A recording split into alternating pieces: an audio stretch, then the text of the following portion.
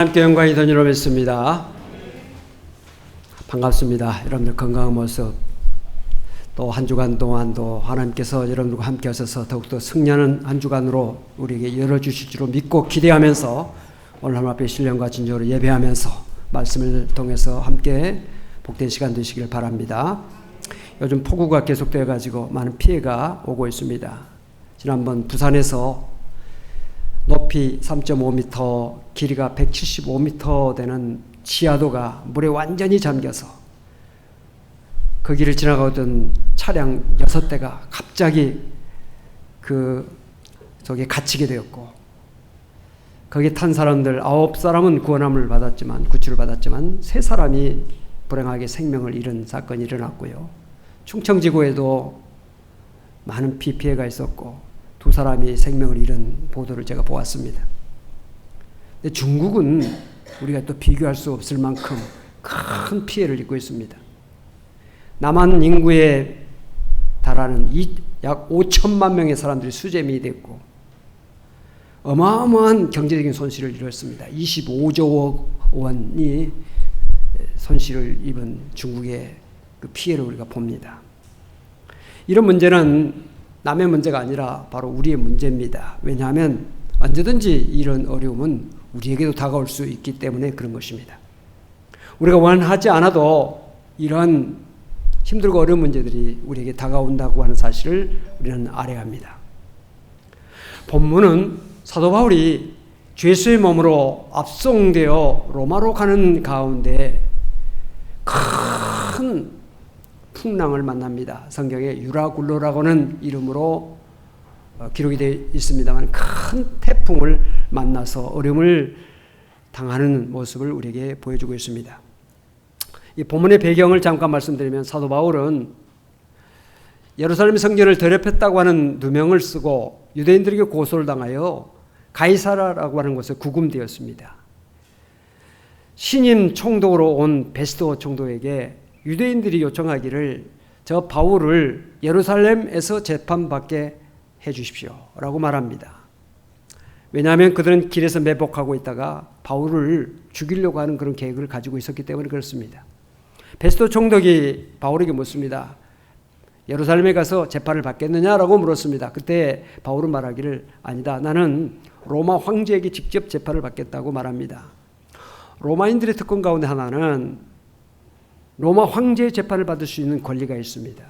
바울은 로마 시민권을 가지고 있었기 때문에 자기의 시민권을 내세워서 로마에 가서 나는 재판을 받겠다고 그렇게 말합니다.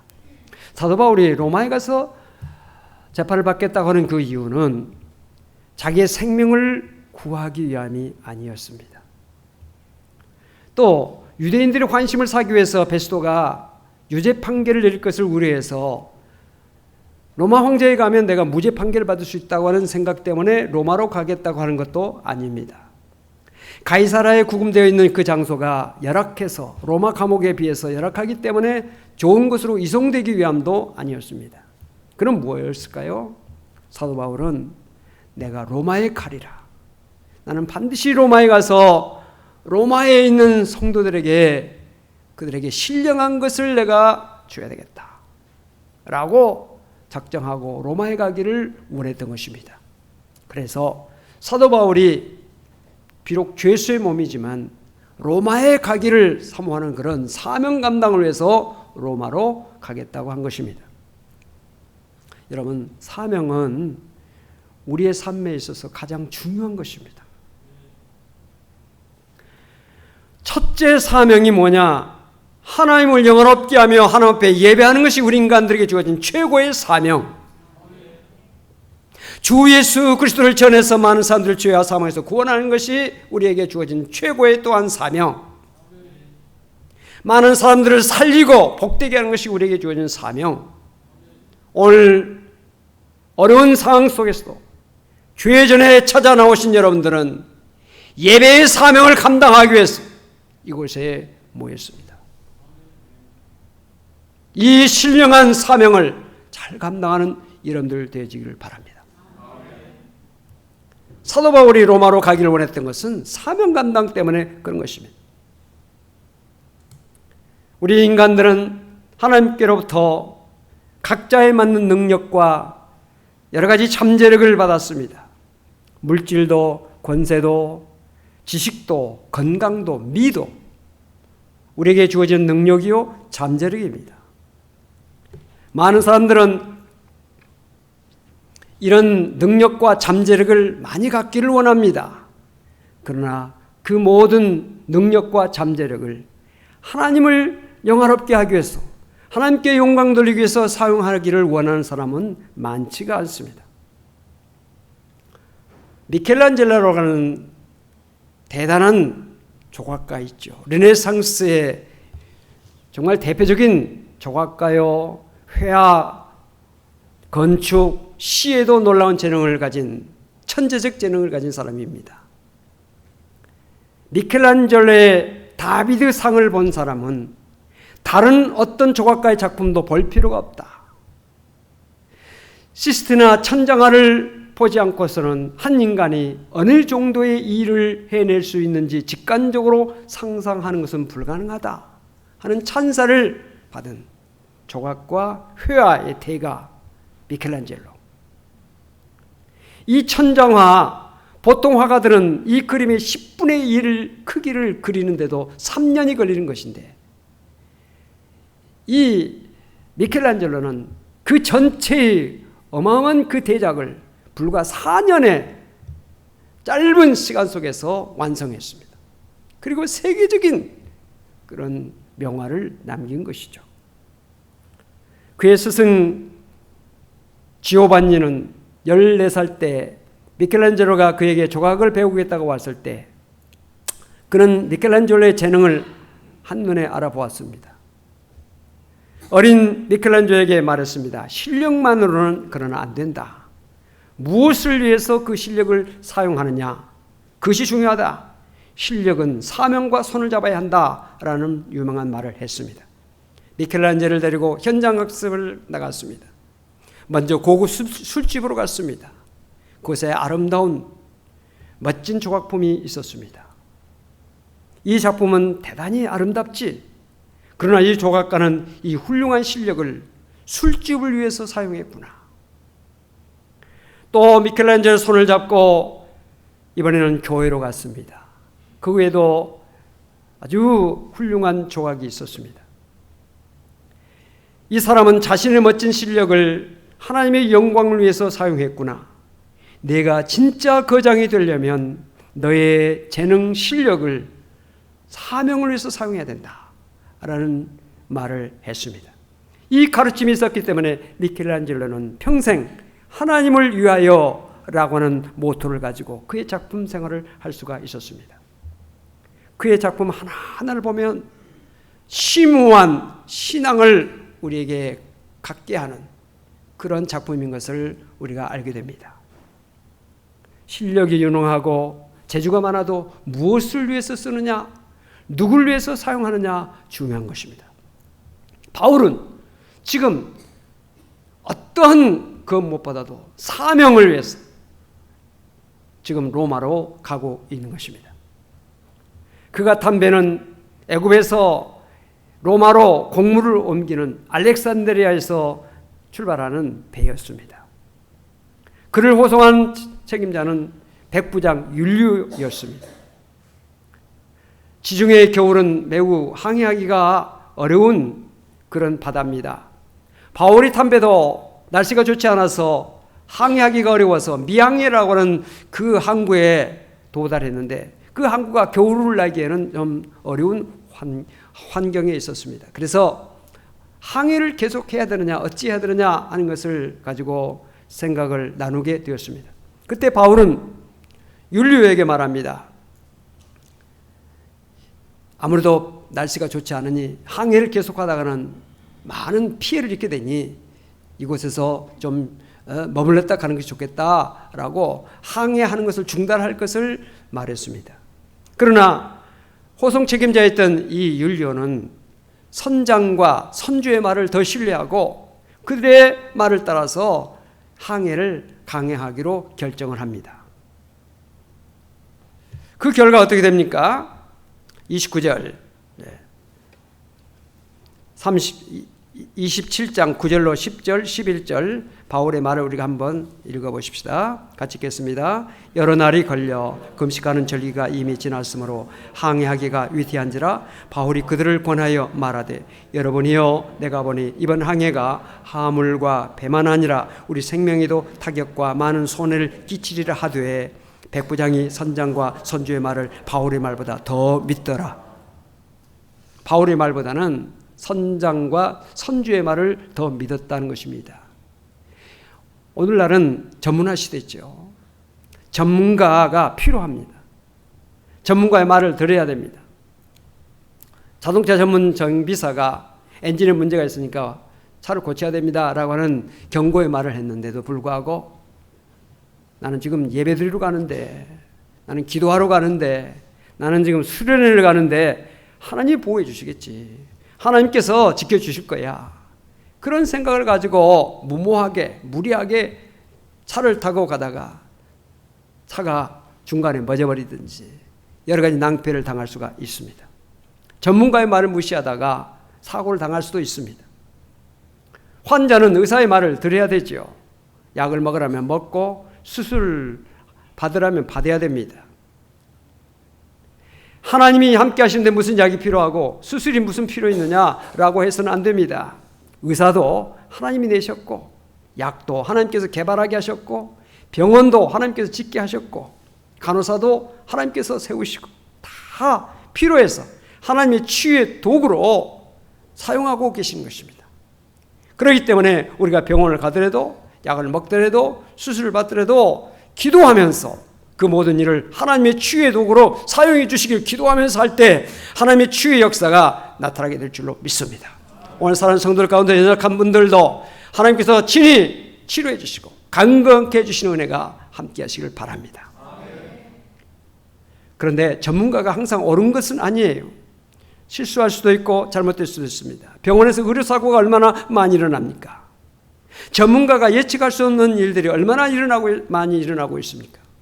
코로나19가 이렇게 세계적인 전염병이 되어서 우리 모두를 두렵게 하고 세계 모든 사람들을 전전긍긍하게 할 줄은 누가 알았겠습니까? 예방의학과 대단히 많습니다. WHO 세계보건기구에 종사하는 사람들, 그것만 연구한 사람들 얼마나 많습니까? 그들이 예측하지 못했던, 그들이 상상하지도 못했던 그런 일들이 오늘날 우리의 삶 속에서 지금 일어나고 있는 것 아닙니까? 이 세상은 전문가들이 예측할 수 없는 문제들이 얼마든지 나타날 수 있다, 일어날 수 있다는 사실을 우리가 알아야 되는 것입니다. 백부장은 바울의 말보다도 배 선장과 선주의 말을 더 신뢰함으로 무리하게 항해를 강행하다가 결국 유라굴로를 만나게 된 것입니다. 우리의 삶 속에 여러 가지 무리한 일을 하다 보면 어려운 일을 당할 수 있어요. 무리한 일을 우리가 해서는 안 된다는 것을 알게 됩니다. 유라굴로라고 하는 이 말은 헬라어 유로스라고 하는 말과 라틴어 아킬라라고 하는 말의 합성어인데, 이 유로스라고 하는 말은 동풍을 뜻하고 있고요, 또 아킬로라고 하는 말은 북동풍을 의미하고 있습니다. 태풍이 하나의 이름이에요. 우리나라에 영향을 미치고 있는 북태평양의 서부에서 비를 동반한 강한 바람을 태풍이라고 말합니다. 영어로는 타이푼이라고 말하죠. 북대서양 카리브해 멕시코만 태평양 동부에서 발생하는 열대 저기압을 허리케인이라고 부릅니다. 인도양이나 벵골만에서 발생하는 강한 바람을 사이클론이라고 부릅니다. 유라굴로라고 하는 이 이름은 그레데 산맥에서 발생한 북동풍을, 그래서 그 강한 북동풍을 유라굴로라고 칭하고 있는데, 성경에 보니까 이 유라굴로인데 큰 광풍이라, 광풍이 일어났다라고 말하고 있습니다.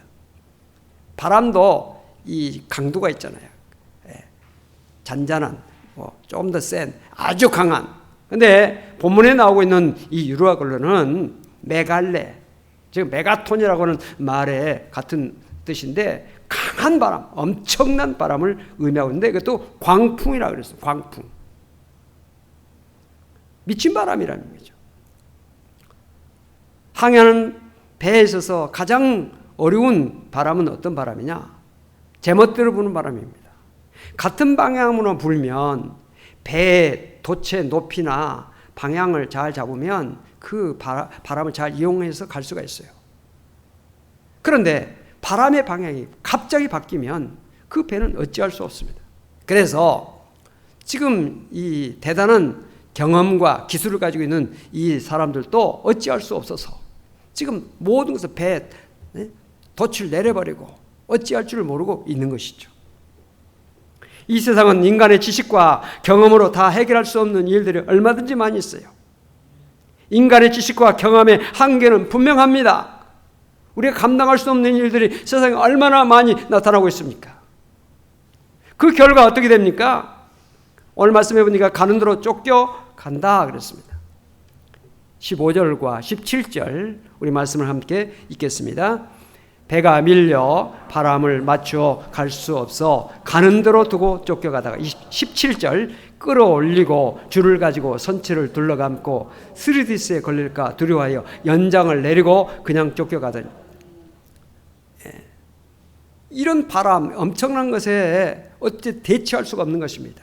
그래서 그냥 어찌할 수 없으니까 손을 놓고 그냥 밀려가는 겁니다. 쫓겨가는 겁니다. 줄을 가지고 선체를 둘러감고 스리디스에 걸릴까봐 모래톱에 걸릴까봐 두려워 연장을 내리고 연장은 이 닻을 말합니다. 닻을 내리고 그래서 그냥 쫓겨가는 겁니다. 내가 할 수 있는 일은 아무것도 없어요. 여러분 큰 문제 당해보세요. 나의 지식, 나의 경험, 나의 능력 소용이 없어요.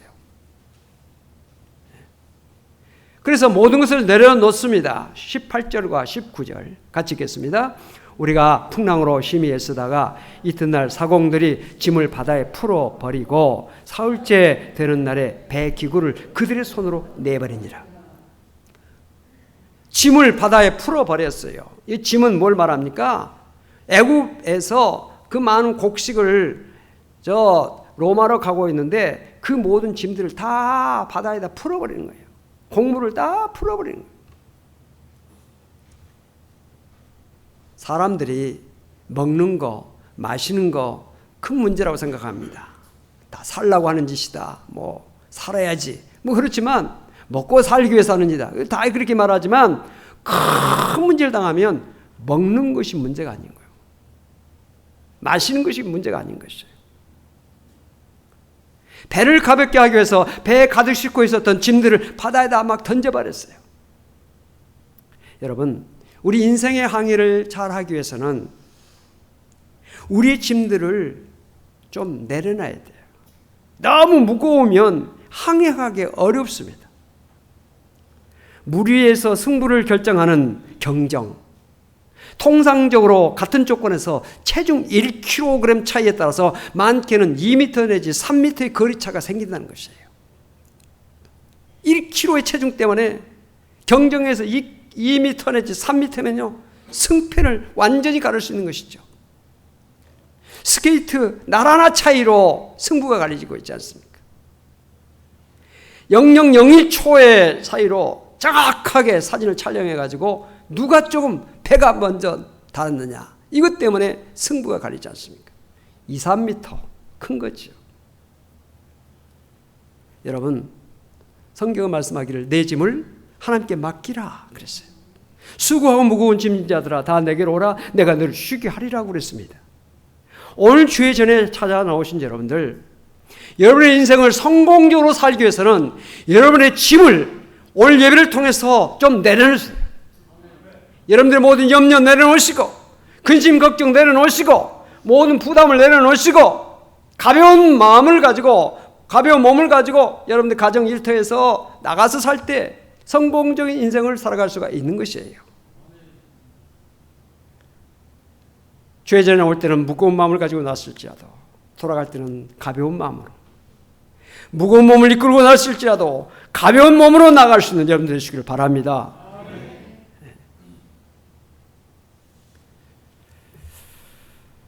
사람들은 배 짐뿐만 아니라 배 기구까지 버렸습니다. 스스로 자기들이 버렸다고 그랬습니다. 그들의 손으로 내버리니라. 배 기구는 배가 항해하는 데 있어서 꼭 있어야 될 것들이에요. 그것 없이는 배를 항해할 수가 없어요. 그런데 그런 기구들을 다 버렸다는 겁니다. 왜?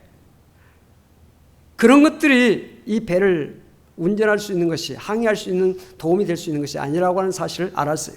항해를 포기했다는 것이죠. 결정적인 순간에 자기들이 의지하고 있던 모든 것들이 아무것도 아니라는 사실을 알게 된 것입니다. 삶의 풍랑이 오는 이유는 욕심 때문에 그렇습니다. 풍랑을 통해서 우리는 우리의 모든 것을 내려놓게 만드는 것입니다. 우리가 뭘 하려고 어떤 욕심, 어떤 것에 대한 어떤 집착, 이것이 사람을 힘들게 하는 것이죠. 유라굴로와 같은 이런 큰 풍랑, 우리 인생에 있어서 큰 문제들은 우리의 지식이나 우리의 경험이나 우리의 권세나 우리의 물질, 우리가 가진 모든 것을 다 내려놓게 만듭니다. 그것 없이는 살 수 없다고 생각한 모든 것들을 아니라고 하고 그렇게 우리로 하여금 판단하도록 만드는 것입니다. 인간은 인간의 한계 속에서 비로소 하나님을 보게 돼요. 한계 속에서도 하나님을 바라보지 못하는 사람은 참으로 불행한 사람이에요. 인간의 한계 속에서라도 마지막 순간이라도 하나님을 볼 수 있는 사람, 하나님의 음성을 들을 수 있는 사람은 복된 사람인 것입니다.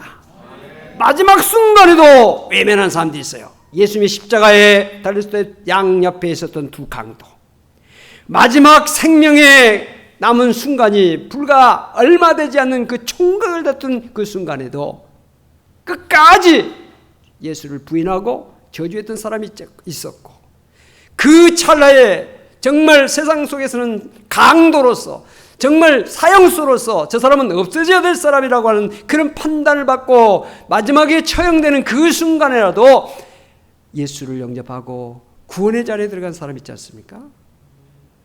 그렇기 때문에 인간의 한계 속에서라도 하나님의 음성을 들을 수 있는 사람, 믿음을 가질 수 있는 사람은 복된 사람인 것이에요. 혹 여러분들 가족 가운데서도 끝까지 지금까지 예수를 거부하고 믿음을 거부하고 교회에 대해서 거부하고 정말 강팍한 마음을 가지고 사는 사람이 혹시 있다 할지라도 마지막 순간이라도, 숨 넘어가는 그 순간이라도 예수를 영접하고 구원받도록 우리가 기도하고 그걸 위해서 노력해야 될 줄로 믿습니다. 인간의 가능성이 모두 다 무너진 다음에 사람들은 사도 바울을 바라봤었겠죠. 왜냐? 사도 바울이 진즉 이야기했거든요. 위험하니 지금 가면 안 된다.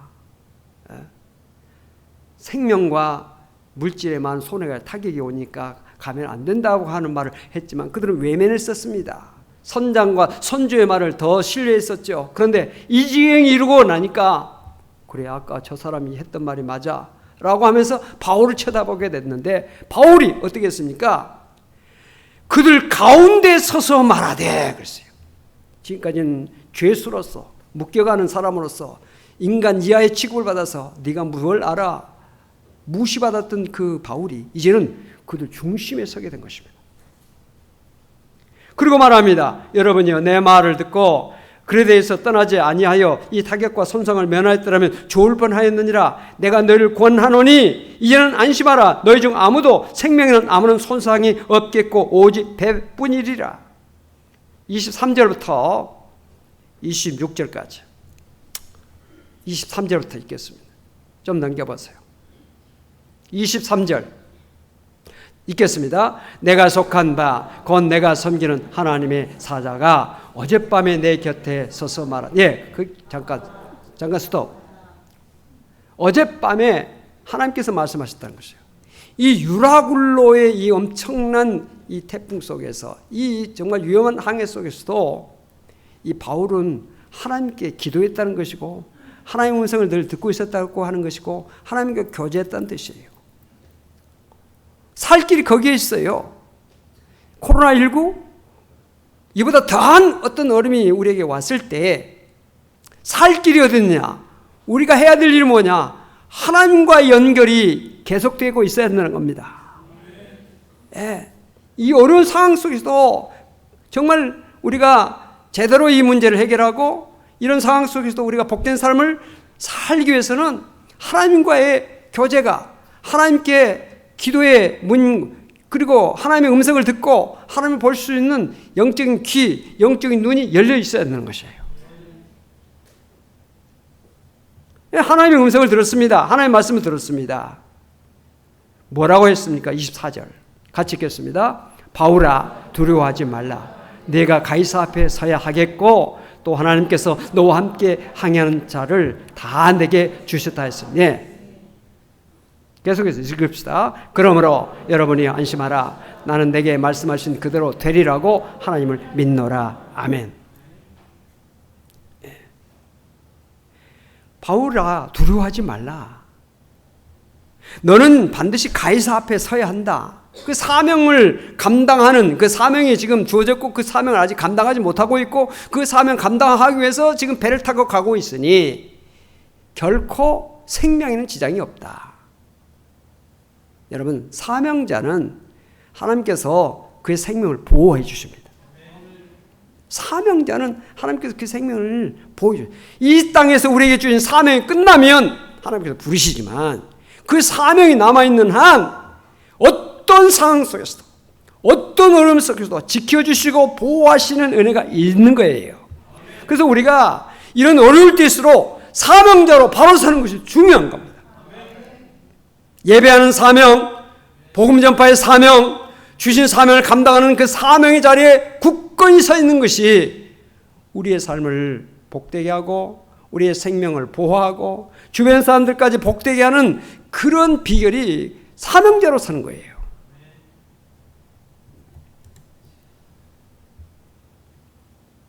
바울이 만약에 이 배를 타지 않았더라면 어떻게 되었을까요? 이 배에 탄 276명의 사람들의 생명 살릴 수가 없었을 거예요. 사도 바울은 지금 이 배를 탄 것은 어려움을 안 당하려고 탄 게 아니에요. 어려움을 무릅쓰고 탄 겁니다. 사도 바울이 사명 감당을 하러 나갈 때 사람들이 다 주변에서 반대했어요. 만류했어요.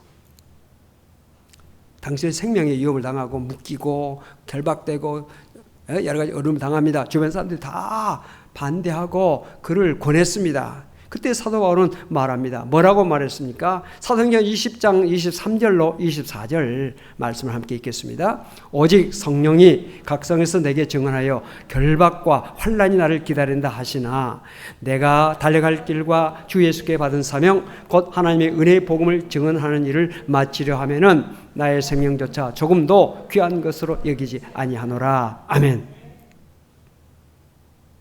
사도 바울은 지금 오직 복음 전파, 로마에 가서 신령한 것을 로마의 교회의 성도들에게 전해야 되겠다. 로마에 있는 사람들에게 예수를 전해야 되겠다. 그들에게 진리를 가르쳐줘야 되겠다는 그 사명감에 불타가지고 그 사명 감당하기 위해서 이것저것 어려움 무릅쓰고 가고 있는 거예요. 그런데 그곳에 그런 자세를 가지고 나갈 때 길이 열린 거예요. 그런 자세를 가지고 날 때 풍랑 속에서도 승리할 수가 있었던 거예요. 할렐루야. 여러분 구약을 보면 요나가 나오지 않습니까? 요나도 큰 대풍을 만났다. 큰 풍랑을 만났다고 그랬어요. 그런데 요나가 만난 그 태풍은 사명을 외면하고 불순종했기 때문에 당한 풍랑이었어요. 그래서 풍랑 때문에 많은 사람들이 다 함께 죽게 돼 있어요. 그래서 그 사람들이 사는 길은 요나를 바다에 던진 일이었어요. 요나를 바다에 던졌더니 바람이 잔잔해지고 배가 안전해졌어요. 그래서 요나는 사명을 불순종하고 사명을 외면하기 때문에 태풍을 맞았어요. 근데 이 사도 바울은 어떻습니까? 사명 때문에 태풍을 만난 것인데 그 사명 때문에 태풍을 만났는데 그 태풍 속에서 276명의 육을 살릴 뿐만 아니라 영혼까지 구원하고 살리는 그런 역사가 나타나게 된 거예요. 엄청난 차이죠. 나 때문에 많은 사람들이 고통하고 힘들게 하느냐, 아니면 그 어려움 속에서 사람들을 구원하고 그 모든 사람들에게 평안함을 주고 그 모든 사람들을 생명의 길로, 구원의 길로 인도하느냐. 요나와 바울은 똑같은 태풍이지만 큰 차이가 있는 거예요.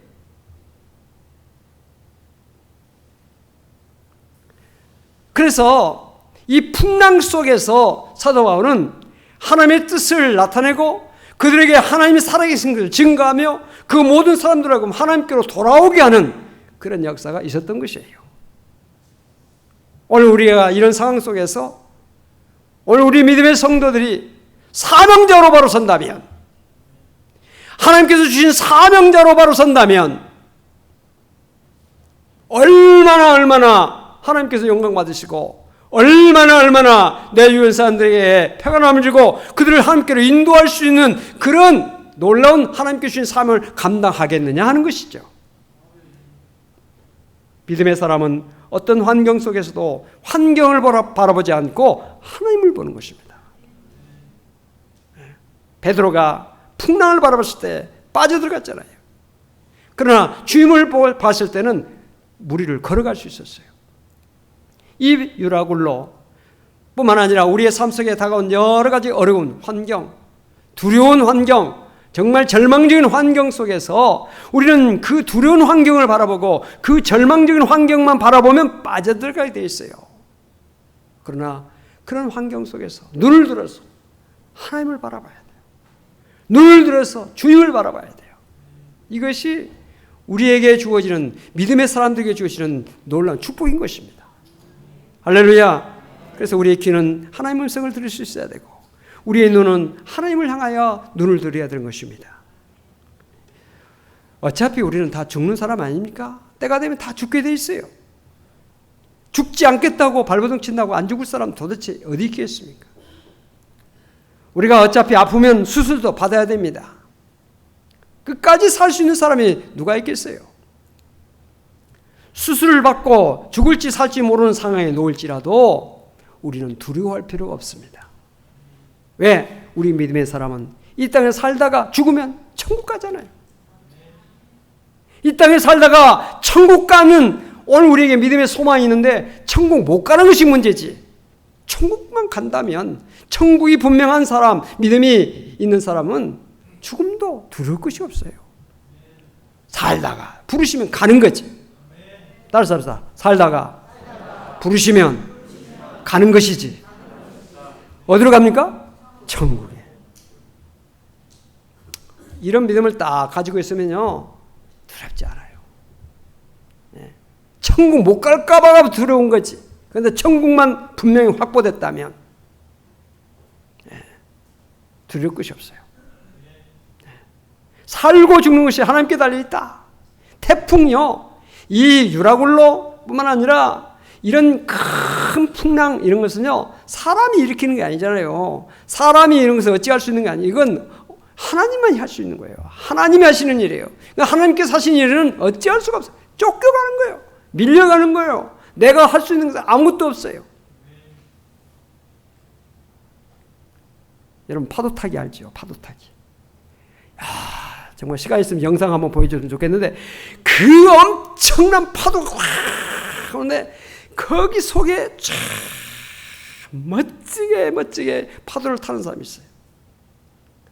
그거 보면요 시원하고, 야 정말 멋있다, 너무너무 아름답습니다. 파도. 어차피 우리에게 다가온 파도가, 어차피 우리가 당한 파도라면 파도를 타야지. 파도를 우리가 활용해야지. 파도를 우리가 즐겨야지. 할렐루야. 두려워서 파도에 휩쓸리면 죽는 거예요. 그러나 파도를 타면 놀라운 즐거움, 정말 희열 있는 것이죠. 어차피 우리에게 다가온 풍랑, 어차피 우리에게 다가온 여러 가지 어려움입니다. 인간의 힘으로 어찌할 수 없어요. 할 수 있는 것은 아무것도 없어요. 다 던져야 돼요. 다 포기해야 돼요. 그러나 우리 믿음의 사람들은 사명으로 유라굴레를 이기는 겁니다. 사명으로 유라굴레를 뚫고 나가는 겁니다. 사명을 가지고 이 어려움을 타게 나가는 것입니다. 우리가 사명을 가지고 믿음을 가지고 이 어려움에 대처해 나갈 때 하나님께서 영광 받으시고 이 모든 것이 합력할수록 결과가 오게 되는 것입니다.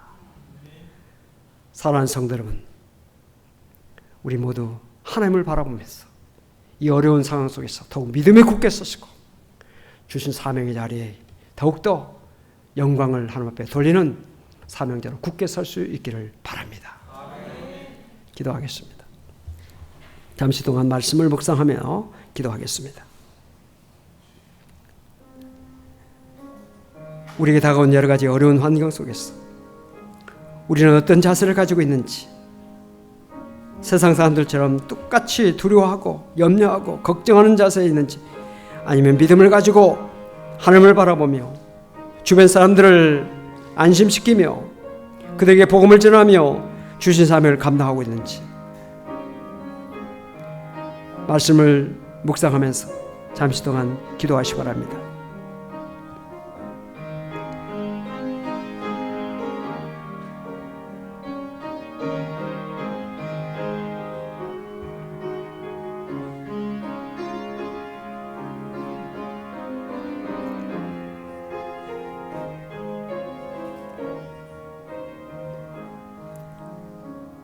하나님 아버지, 바울이 유라굴로 광풍 속에서도 흔들림이 없이 믿음을 가지고 사명의 자리에 굳게 서서 어려움 속에 절망 가운데 있는 그들에게 복음을 전하고 그들의 영혼을 구원하고 그들의 생명까지 구원했던 것을 말씀을 통해서 봅니다. 우리에게 주어진 힘든 상황 속에서도 우리 믿음의 성도들 한 사람도 세상 사람들과 같이 똑같이 두려워하고 염려하고 걱정하고 어찌할 줄 모르는 그런 자세가 아니라 하나님의 음성에 귀를 기울이고 하나님을 바라보며 하나님께 주신 사명을 생각하며 그 사명을 감당하는 믿음의 사람으로 굳게 설 수 있도록 우리 성도들 한 사람 한 사람을 붙들어 주시고 인도해 주시기를 원하고 기도합니다. 이 사명 감당할 수 있도록 우리 성도들에게 더욱더 건강을 더해 주시고 필요한 모든 것을 다 공급해 주셔서 이 모든 일을 감당하며 조금도 부족함이 없는 우리 모든 성도들 되게 하여 주시옵소서. 한 주간을 하나님의 가운데 지나온 것 감사하고 또한 한 주간을 세상 속에 나가며 살 때 세상 속에서 하나님의 영광을 나타내며 믿음의 사람으로 굳게 서며 사명자로 한 주간을 살아갈 수 있도록 우리 모든 성도들을 인도하여 주시옵소서. 감사드리며 예수 그리스도로 간절히 기도하옵나이다. 아멘.